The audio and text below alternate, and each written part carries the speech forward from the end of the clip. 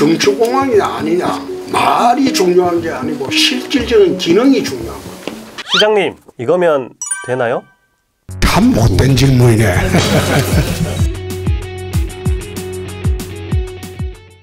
안녕하십니까. 주간 홍준표 뉴스민의 못된 질문 34번째 시간 시작하도록 하겠습니다. 저는 뉴스민 이상원 기자입니다. 반갑습니다.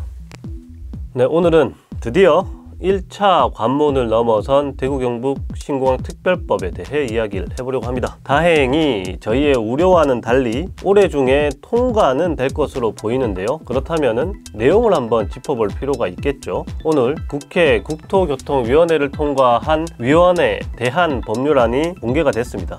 그 내용을 살펴보니 짚어야 할 점이 한두 가지가 아니어서 그 이야기를 한번 해보도록 하겠습니다.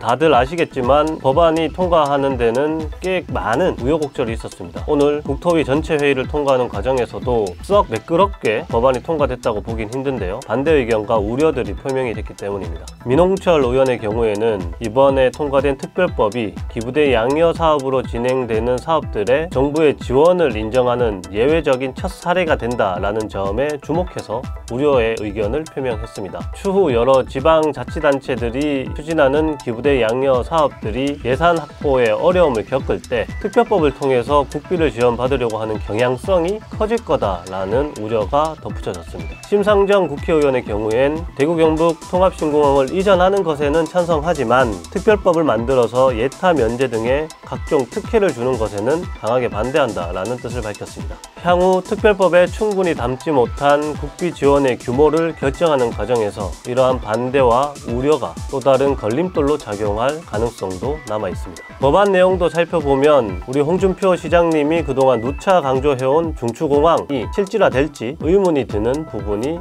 있습니다. 우리 시장님은 중추공항이라는 표현이 들어가는 게 중요한 게 아니라 실질적으로 중추공항의 역할을 할 수 있도록 해야 된다라는 말도 하기도 했는데, 이번에 법안으로 만들어지는 공항이 실질적인 중추공항의 역할을 할 수 있을진 미지수입니다.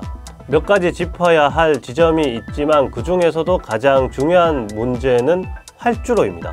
애초 대구시가 마련한 법률안에는 최대 중량 항공기 이착륙이 가능한 활주로라는 내용을 포함해서 적어도 3.8km 가량의 활주로를 확보하려고 했었습니다. 그렇게 되면 가장 큰 항공기를 대구 경북 신공항에서 띄울 수 있게 되고, 그걸 통해서 명실상부 대구 경북 신공항이 중추공항의 역할을 하면서 우리나라 항공분류의 25% 정도를 확보할 수도 있기 때문입니다.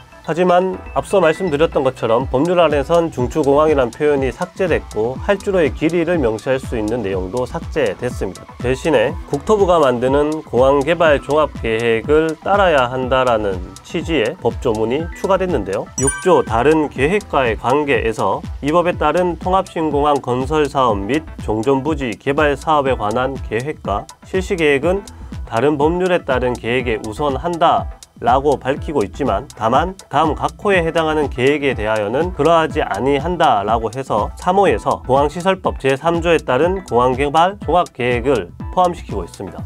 공항개발 종합계획에 따르면 대구 경북 신공항은 가덕도 신공항과 함께 거점 공항으로 명시되어 있는데요. 공항개발 종합계획상 동일한 거점 공항으로 명시된 가덕도 신공항이 현재 3.5km 길이의 활주로 1개를 건설하는 계획으로 추진되고 있기 때문에 대구 경북 신공항의 경우 이를 넘어서는 길이의 활주로를 확보하는 게 이후 난간에 부딪힐 가능성이 있습니다. 이번 대구 경북 통합신공항 특별법을 처리하는 과정에서도 가장 큰 걸림돌로 작용한 것이 가덕도 신공항이라는 걸 고려한다면, 가덕도 신공항을 넘어서는 활주로를 대구 경북 신공항이 가지려고 했을 때 부산, 울산, 경남 지역의 반발을 이번엔 넘어설 수 있을지 알 수 없다는 거죠. 위원회 대안 법률안에서 살펴봐야 할 또 다른 측면은 홍준표 시장이 중추공항과 함께 강조했던 공항 배후 산업단지 조성과 종전부지 두바이식 개발에 대한 부분입니다. 우리 시장님은